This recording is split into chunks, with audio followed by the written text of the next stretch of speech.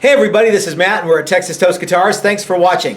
So I want to do a video today that I've already kind of done in the past in the old shop.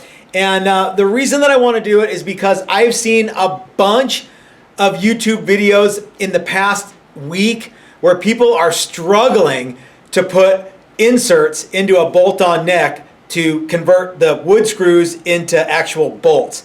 I've seen like guys get pieces blown out, and the real reason is because one, they're doing it wrong, and two, they're using the wrong equipment. So what we're going to be using today is the Easy Lock steel threaded insert. And this is the part of the video where someone goes, hey, you know, that's made for steel. You're not supposed to use that in wood, and that's never going to work, and blah, blah, blah, blah, blah. Bullshit.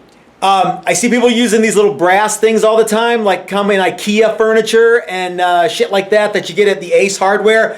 These ruin more necks than, I don't know, than brand new guitar builders do. No, these are not, do not use these in hard maple. You will be disappointed.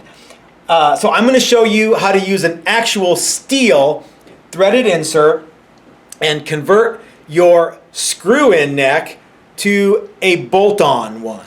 All right, so enough of the bullshit talk. Let's jump right into it.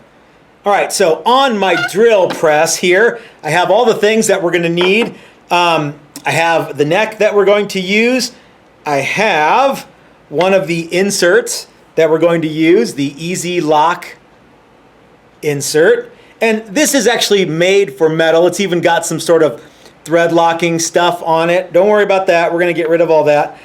I've got a 5/16 drill bit, and I've got, let's see, this is a 3/8 tap, because that's what we need to use with these Easy Locks. Oh, there's one more thing that I forgot to tell you. One more tool, and that is this Jorgensen clamp, and I'm going to show you why we need that here in just a second.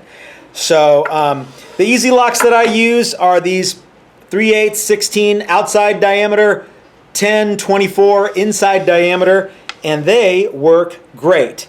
So let's move these guys out of the way here. Okay, I'm getting my 5/16 drill bit chucked up into the drill press. It is a 5/16 brad point bit, and I'm using the drill press. Now, you don't have to use a drill press to do this, but in the words of someone who is smarter than me, just because you can do something doesn't mean you should do something. So yeah, this is not the time where you want to try and impress your friends at how good you are at hand drilling. Just use a drill press. Okay, so I've got the Jorgensen clamp is holding my neck, and it's keeping the neck from rocking on the radius on my drill press table. Okay, so what I'm going to do is I'm just going to enlarge the holes that are already here in the neck with the 5/16 bit, and let's do that now.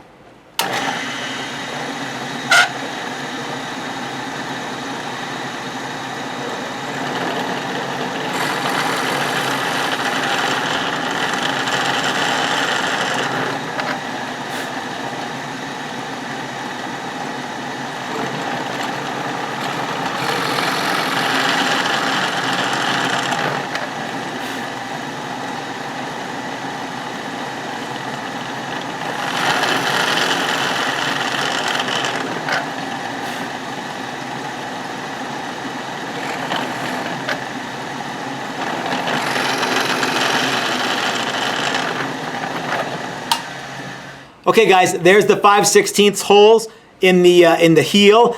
Now what we need to do is tap these holes, because remember, this is hard rock maple. We're going to tap these holes with the 3/8 tap, and then our inserts are just going to thread right in, and it's going to be so easy. All right, I'm going to put the drill bit back, something that Chris never ever does. Huh, Chris? Correct, I get them close. No, you don't. They're on over here.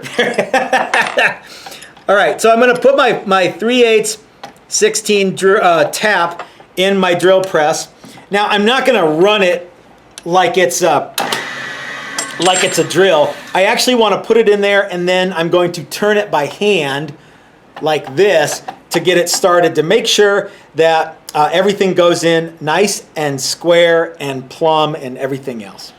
Okay, I'm going to use the actual press part, and I'm just going to get it started in these holes, and that's going to make life a million times easier. I'm all about making life a million times easier. Have you guys noticed that today? I'm just going to get it started, and then it'll have something to follow, and we'll chase it with a, we'll just chase it by hand later. And again, you don't need to use a drill press to do this. You just ought to. There's lots of ways that you can do this, and I believe in making it so easy to do that it works every time. I've discovered that the 3/8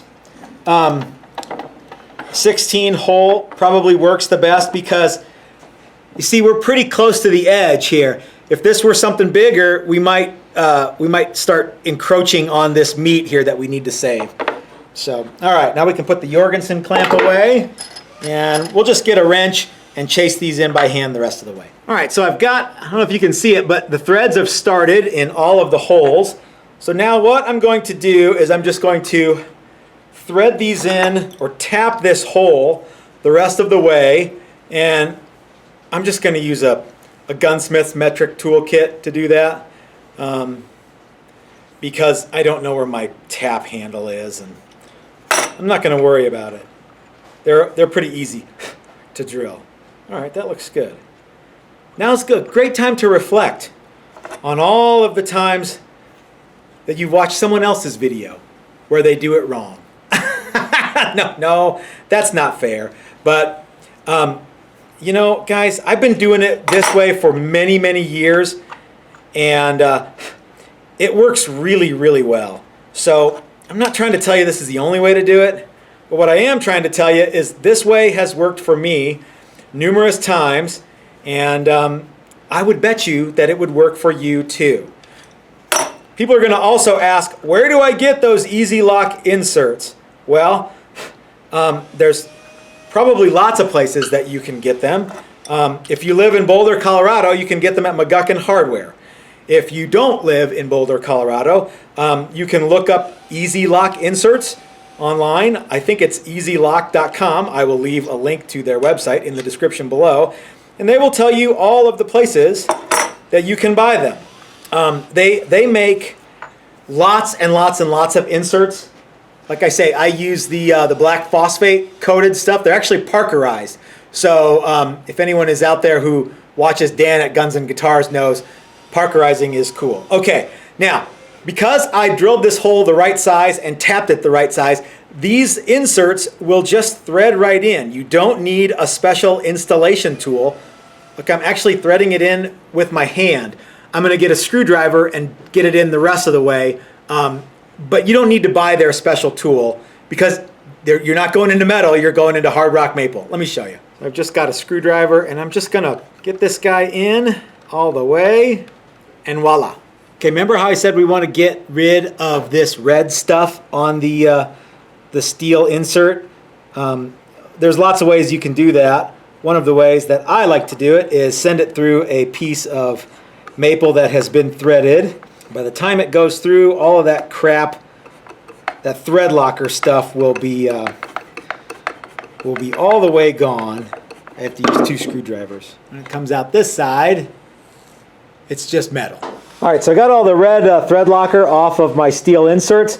I got my neck is threaded and ready to accept the inserts. I'm just going to use a little bit of Titebond Original to coat the threads and just help everything stay locked into place here. You can use super glue, but man, sometimes the friction of the insert threading into the maple gets the glue hot enough and it'll kick. So I like to use wood glue. It has worked great for me in the past, so we'll do that. I guess wood glue is in a way thread locker for wood. And anyone who doubts that wood glue will stick to metal should try it sometime.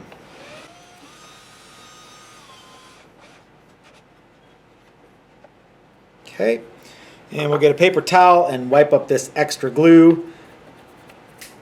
And it'll be excelente.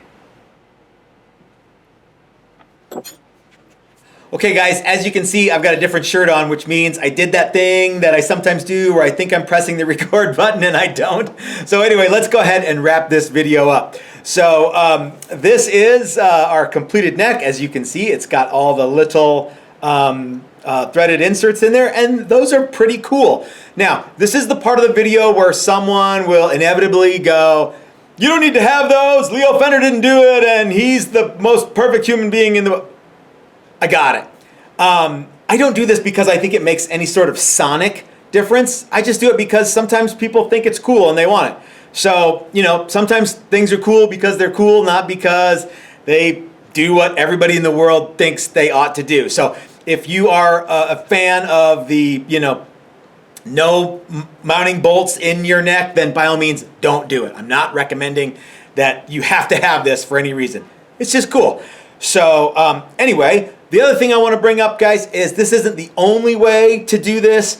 If you have any ideas on how you like to do it, leave them in the comment section and maybe someone will read them and go, "Hey, I like that idea better." I am not going to think that because I've been using this technique for many, many years and I don't see any reason at all to stop when it comes to retrofitting these in existing necks.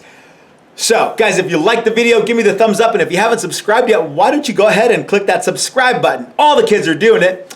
If you appreciate content like this, you might want to go over to our Patreon page and consider becoming a member. Even $1 a month goes a long way to helping us bring you guys neat stuff like this.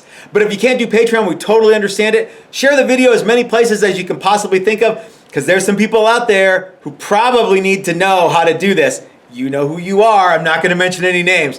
All right, until next time, this is Matt at Texas Toast reminding you that if you're so smart, build it yourself. That's what I do. Thanks for watching, y'all.